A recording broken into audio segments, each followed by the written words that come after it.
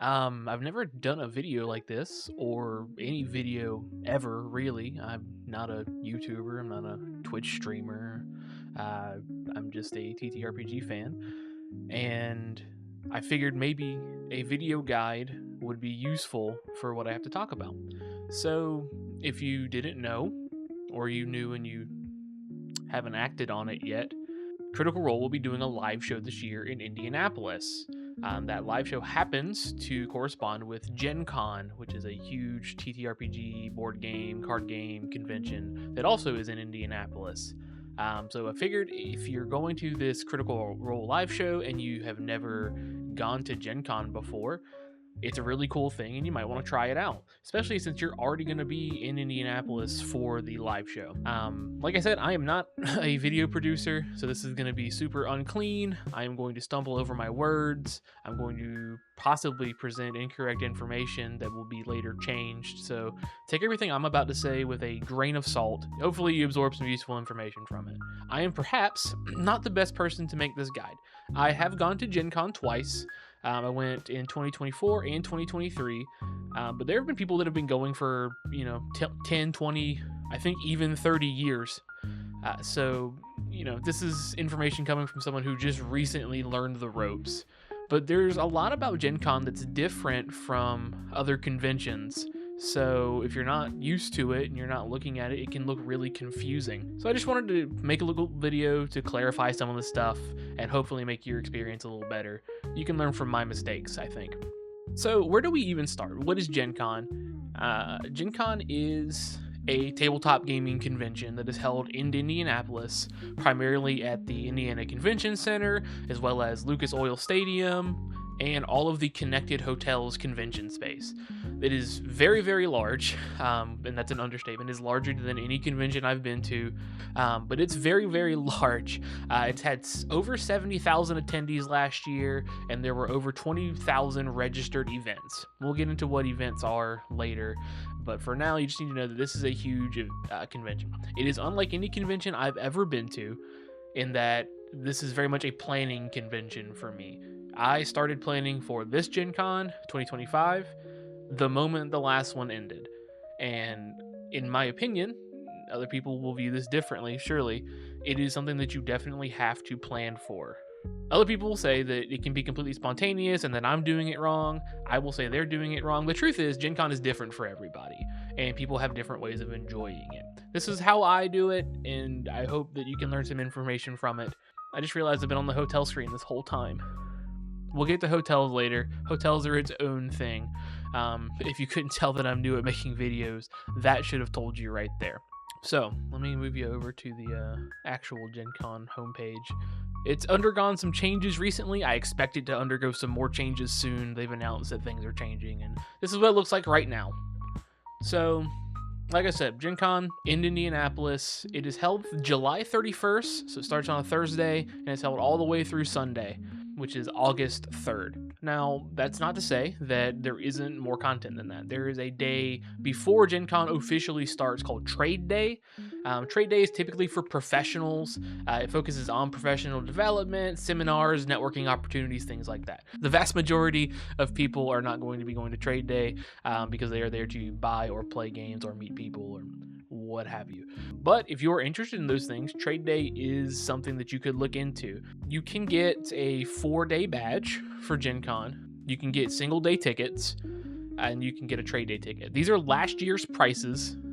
They will almost definitely change this year, so be sure that you keep an eye on this. But expect about this for your pricing. Now, this price doesn't include taxes or anything like that. It also doesn't include the fee that it costs for them to ship the badge to you. That does cost extra. You don't have to do that. You can pick up your badge in the will call line the day before Gen Con, the day of Gen Con. The will call line is very, very long, but it moves much more quickly than you might imagine. I've never waited in the will call line because I always get mine mailed to me because I am paranoid, but I've seen people talk about the will call line. I've seen it move that fast with my own 2 eyes. 4 eyes, I guess. So that's always an option for you. Children under the age of 10 and under, can get in for free, and they can do any of the events that are labeled specifically for children that as long as they're with a parent or guardian that has a Gen Con badge, you will get a child wristband, and it will allow you to register for events in the kids activities category only. If you want your kid to be in a regular event with you, they are going to have their own badge. This year, badges are going to go on sale February 9th. That information has not been released yet to consumers, but event organizers have got that date in advance. So I would expect it to be true, but if it changes, please don't hold that against me. So that's when you should expect to be able to buy a badge. I think it is imperative that you buy a badge before you buy a plane ticket, before you think about booking a hotel or purchasing some form of transportation. Last year, and probably years before that, but I noticed it last year, people came to Gen Con without their badge because they are used to being able to buy their badge the same day. That did not happen last year because 4-day badges sold out before the convention started. And then later on, the single-day badges also sold out. Do not make the same mistake as those folks. Do not expect to be able to walk up day of and buy your badge. Buy it online, call it a day. That's very important before you start looking for anything else, is make sure you're going to go and that you have a badge. I would really recommend buying your badge the day that they come out. If you're not able to do that, I recommend buying them before the housing block opens, because that's what we're going to talk about next, is the housing block. So Gen Con does housing differently from any other convention that I've ever been to. Normally, if you go to a convention, you get access to the housing block and it releases at the same time for everyone. You go to a special website and book hotels that way. The server crashes every time because everyone's rushing to get a room. To try and prevent this, Gen Con does a tiered lottery system. Anyone who has an account that purchases a badge before the housing block opens, there may be a cutoff earlier than that. Please do not flay me alive if I get that wrong. Anyone who buys a badge before the housing block opens will receive a randomized time slot to come back and get a hotel in the hotel block. This means that you could be the first person to buy your badge and you get the very last slot in the housing block lottery. You could be the last person to buy their badge before the cutoff, and you could get within the first hour. You should not expect to get a room downtown through the housing block. There are thousands of rooms available downtown, but you're trying to fit 70,000 people plus into those rooms. I think, don't quote me on this, that last year the downtown rooms sold out within 2 hours of the housing block opening, and that's with the random tiered system only letting an amount of people in. The truth is that a lot of these downtown rooms and suites are gone before the housing block even opens, because event organizers and these big companies kind of get first crack at these rooms, so they will often be much more limited in availability. That is not to say that you cannot go to Gen Con if you don't have a connected or downtown room. I have never stayed in a connected or downtown room, and I have a great time every time. I've only stayed at airport hotels, and it's been fine every time. Getting around Indianapolis whenever Gen Con is happening is not hard. There is an abundance of Uber drivers.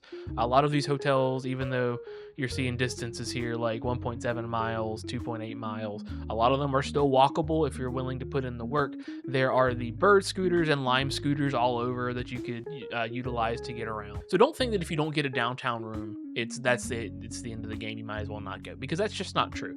Does it make things more convenient? Yes, absolutely it does. You don't have to get a downtown room to enjoy Gen Con. I will be trying to get one this year. I bought my badges as soon as they came out last year, and my hotel lotto slot was for 4 p.m. By then, I believe every room in the housing block was gone. You should expect that, because hotels in the housing block are likely to sell out as soon as the housing block opens. But do not be dismayed. As people change their plans or get better rooms or decide that they're not going to go, more rooms will be added to the housing block as they are released. So if someone decides they're not going to go and they cancel their room, that room goes back out into the pool, and after the initial lottery, anyone can hop on anytime and get a hotel. Unfortunately, you are going to be fighting bots. There are people who have made automated systems that can, just like that, book the room that they want. There's no way that it's not happening, but there are tools you can use to secure hotel rooms. One of them is genconhotels.com.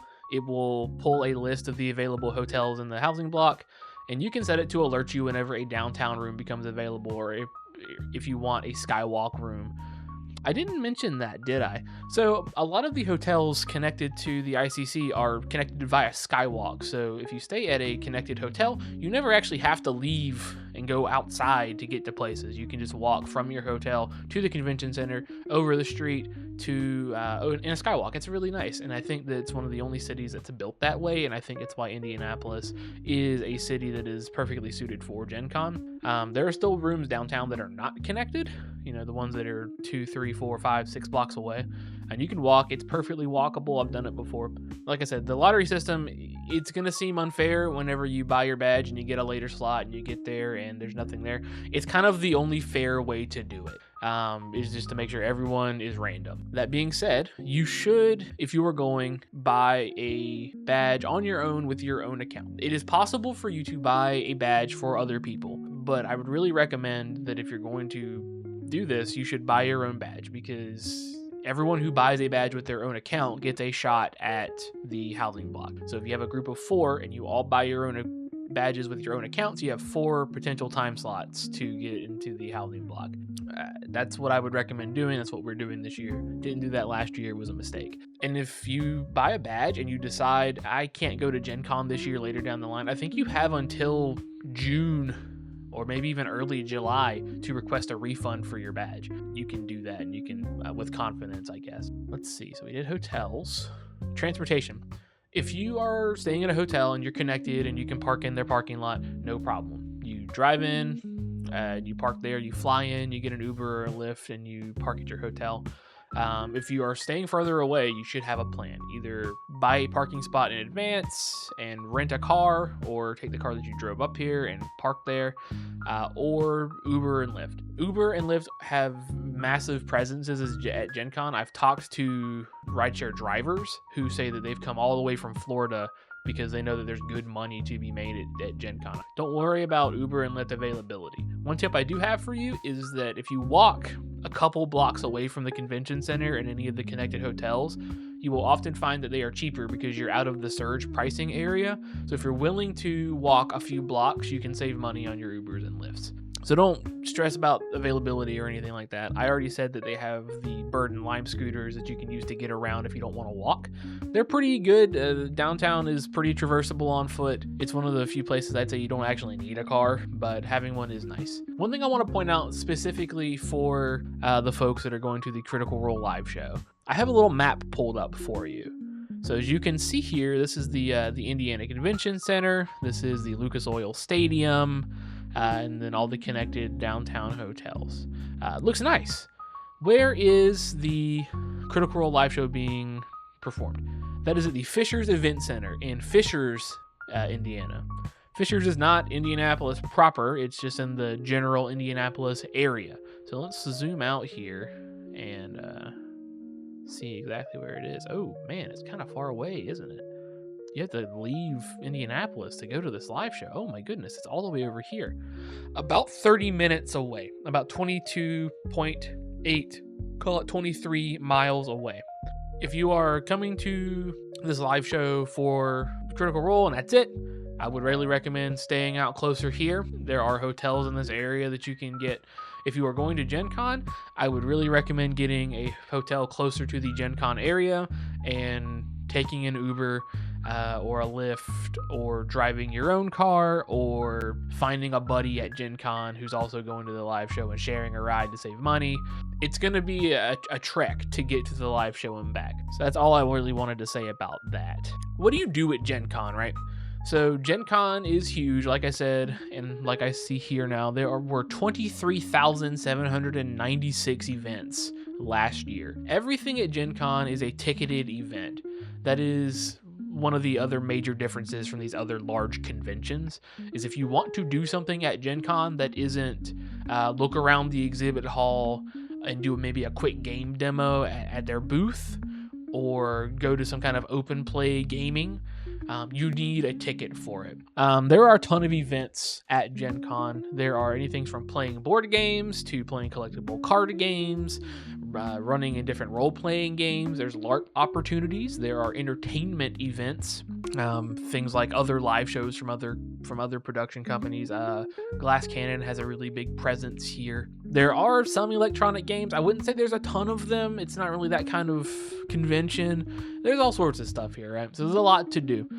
The first year that I went to Gen Con, I signed up for a few events, and they were all entertainment events. I went to a ton of the Gen Con Glass Cannon live shows, and they were great, don't get me wrong. But the second year I went, when we did more board gaming and role-playing gaming, I had a lot more fun. And this is going to vary from different people, because not everyone likes to play board games or tabletop games with people that they don't know. So it varies. I think that it's a lot more fun if you do events. You can go to Gen Con and not do any events and spend your entire time doing in the exhibit hall or doing open gaming or just playing games with your friends. That's also totally fine. There are a million different ways to enjoy Gen Con, and everyone does it differently, and none of them are wrong. Whenever the event list drops, and I expect that sometime in May, you'll be able to see all of these events and see how much they cost, because you're going to find that a lot of these events cost money. Some of them as low as $2. That's the base price, I believe, for Gen Con events that charge money. There are free events that don't cost anything, but if you have a ticketed event, I believe the base cost is $2. And I've spent up to $40 on an event ticket before. Now, mind you, that event ticket came with a free copy of a game, and I got a live demo from the company that makes the game. So I guess you could call that a little different. But you're going to find that this is an expensive convention to go to. Not only are the badges a little more expensive than other conventions, but staying in the downtown area is expensive. Buying all of these event tickets can be expensive. And the food in the area is generally more expensive. We'll get to that too. So be prepared to drop a pretty penny on this. And if you're looking at this thinking, wow, I can't afford that, you might be right. And it might be best to save up for next year. I do never advise anyone to let that limitation of thinking that this convention is too expensive for them stop you from going, because you can spend the base price for the 4-day badge and stay at a hotel that's further out that's a little bit cheaper, go to free events, and still have a great time. There's nothing stopping you from doing that. I will tell you that having money helps in most things, including Gen Con and life. This list is daunting, right? Because how are you supposed to know like what you're going to do? How are you supposed to know what your friends are going to want to do and what's available? This is actually not the Gen Con event site. This is a third-party service that tracks the Gen Con events. This is last year's event list. Let's click on one of these just so you can look. This site will be operational, I assume, in 2025, and it does also work. So if you're signed into your Gen Con account, you can click on these different events, and it should take you to the actual Gen Con website. I don't know that it works right now, but we can certainly try. 404 happens. But you can get a good idea of what you can see. So I went to board game. Let's pick another random one. Pass. Sure, let's go with that one. So you can see here that there were events on Thursday and Friday and Saturday and Sunday.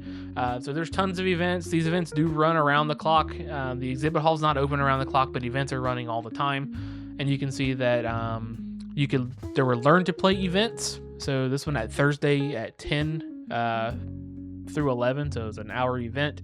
It cost $2, and there were 4 tickets available, of which only one person bought a ticket. Like I said, you can't see these tickets because the event is past and the page 404s now. But you can kind of get an idea of what's going on. So let's click on it and get a little bit more information. You can, like I said, this link will probably take you to the actual purchase page in the Gen Con event list. You can add it to your Google Calendar. You can see the start date, the end date, how much it costs, how many tickets are available, descriptions of what's going on, where it's going to be, what edition of the game you're going to be playing is, what it's rated as far as like for kids, teens, adults, all that good stuff, who's running it, and the web address and the email contact for them. So that's for every event. They have that information on there. Some are more lacking in information than others, but let's do an event that I went to last year. So let's see. I went and played Vast Grim. I don't remember what time I played it. I believe that was Friday morning. I'm just gonna. I think it was this. Let's just say it was this one. This looks right. So I went and played a Grimlook on the Outpost, which is a Vast Grim one shot. It was from Friday, August 2nd to Friday, August 2nd, 10 to 1. So it was a 3-hour event. It cost 12 doll hairs, and 6 people were there. It was a full table. Me, my wife, 2 of my friends, and then 2 random people I've never met. There's usually a description of like what you're going to be getting into. Like, this is going to be the scenario we're running. Most of these, I would say, are experience required none. You don't need any experience to play these games. The game masters will provide the tools that you will need. They will help you through character creation, or they will have pre-made characters ready for you to select. It tells you where it is. This was in the stadium, the Lucas Oil Stadium, where the Colts play, in the lower suites, and it tells you exactly what table and who was you're going to be your GM and all that good stuff. Just imagine filling your entire schedule with these events. It gets very hectic when you're like, well, I don't really know what I want to play. My personal opinion is that you should put all of the games that you want to play on your wish list, in order of how important they are to you. So at the very top, you're going to put things that you definitely for sure want to do, and then as you go down, things that you're like, that would be nice to do, but I would rather do this thing, because the wish list system is what's going to let you get a first crack at some of the events. The event registration system is different still from the hotel system in that everyone has to hit the button at the same time at noon one day. That's noon Eastern Standard Time. You will put these events on your wish list in the order that you want them, and you can buy a ticket for you and another ticket for you. You can buy up to 2 tickets for yourself, and you can give that ticket to a friend. But if you add people as your friend on the Gen Con website, you can buy tickets for them as well, and you can put those on your wish list. What you'll do is you'll take these events, you'll put them on your wish list, you'll wait for the day and the time for you to go click the button, and you will go to the website and you will click the button. Do not try to click the button before it is time. You can, if you use the developer tools in your web browser, make the button selectable and click it. It will not process your wish list, and you will get a 5-minute timeout from trying to click it early. Ask me how I know. But what it'll do is it'll put you in a queue, and it will say, hey, you are this number in line. Your wish list is being processed at this time. And depending on when you clicked in and how fast you were and how close you live to the data center where it's all being processed and general luck, you will get first crack at the event list. I will go ahead and tell you that you will likely not get most of the stuff on your wish list. If you are looking at less popular events, you're more likely to get them. But if you're looking to play the hot new board game or the hot new tabletop game that came out, it's likely you will not get them first crack. It's good to have backups, because you're going to want to do things with your friends, and you're going to be disappointed when the events that you want don't become available to you in time. What I would really recommend is having a backup for every event. Say, if I can't do this, then I will do this, and set that up in the priority list, right? Like I said, you can buy tickets for other people. Normally what I would do is, since me and my wife and my friend went at the same time, we all had our wish list set up with tickets for each other, and we clicked at the same time. And if we got extra tickets, we return them to the pool, because that can also happen. Someone can get an event ticket and decide later they don't want to do that. It doesn't line up with their schedule, or they're not going to be there that day. They change their mind. They can return their event ticket. It goes back into the pool so that you can now go and grab that ticket. So keep checking back, before the convention, because those tickets will be returned at some point.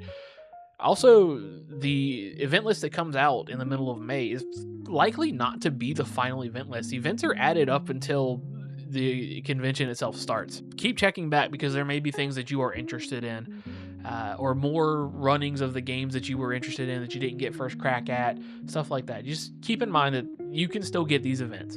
If you don't get an event and you were really looking forward to playing the hot new game, there are open gaming areas through the convention where you don't necessarily have to have a ticket to go play the game. There's also these things called generic tickets. They are $2 a piece, and you can buy as many of them as you want. If you really, really want to go to an event, but the tickets are sold out, it's possible that one of the attendees for that event doesn't show up. They don't want to do that event. They didn't return their ticket, but they decided they weren't going to go. If you have enough generic tickets to cover the price of the event ticket, so if an event is $6 and you have 3 generic tickets worth $2 each, and there's an open slot and that person hasn't shown up within a certain time frame, you can take your generic tickets and get into that event like that. I've never done it myself, except for a time when one of my friends forgot their event ticket or lost it on the way over there. But I've seen it happen, and it's a perfectly reasonable way of getting in. So even if you don't get a ticket, even if you are sure that everyone will stop, if you really, really want to do that and there's no other way, still show up and see if it's full. If it's full, there's nothing you can do. Just wish them a good day and find something else to do. There's a ton to do at Gen Con. I really like tabletop events. I didn't think that I would like playing games with strangers as much as I did. Plus, if you embarrass yourself, you will likely never see them again. And if you don't embarrass yourself and you have a good time, maybe they become your new friends. Who knows? The last couple bits that I want to touch on are the vendor hall and the block party. So the vendor hall, the exhibit hall at Gen Con is huge. It is ginormous. I have a little map from last year. And this is where you're going to go buy things. All of the big game publishers, I say all, I'm not going to commit to that. Most of the big game publishers will be there. The Paizo booth will likely be exactly where it's always been. The Chaosium booth will likely be right next to it. It's just kind of how it was for the past 2 years. But all of these other vendors are going to be here as well. This hall map is available on Gen Con's website. I'm not going to zoom in to look at all these tiny little names. I already can't read them. My eyesight's that bad. But if you're looking for a game publisher, it's likely they're going to be here. But it's not just game publishers. There's also accessory makers, the big names like Dwarven Forge and Wormwood, Norse Foundry, they'll be there. But these smaller boutique creators will also be there as well. And if you're like me, I would rather support a small business. That's just a personal preference. You can totally do whatever you want with your money. You're an adult. Maybe you're not an adult. You can still do what you want with your money. And not everyone here is going to be selling games. There is also an author's avenue and artist alley where they will be selling their original art. There will be authors there that are selling their books. It's really nice to meet some of the authors. They're all great people. Over here on the right side is where they put the Entrepreneurs Avenue last year. This is where these smaller companies get a chance to kind of have a booth and show what they're working on and hopefully get some potential buyers. And then they have the Family Fun Pavilion. Everything here is kid-oriented. There are games for younger kids there that they can come and play. Most of this area, if you walk up to a vendor, they're going to show you what you got. They're going to have a game for you to demo. There'll be quick demos there. You won't actually play. They'll just kind of show you how it's played. You could spend a lot of time in the exhibit hall and still not see everything. I think someone in the Gen Con Discord did the math, and they figured out that if you really wanted to see every booth in the exhibit hall, you could spend no more than 6 minutes at each booth. And that's incredibly hard to do when there's as many booths as there are.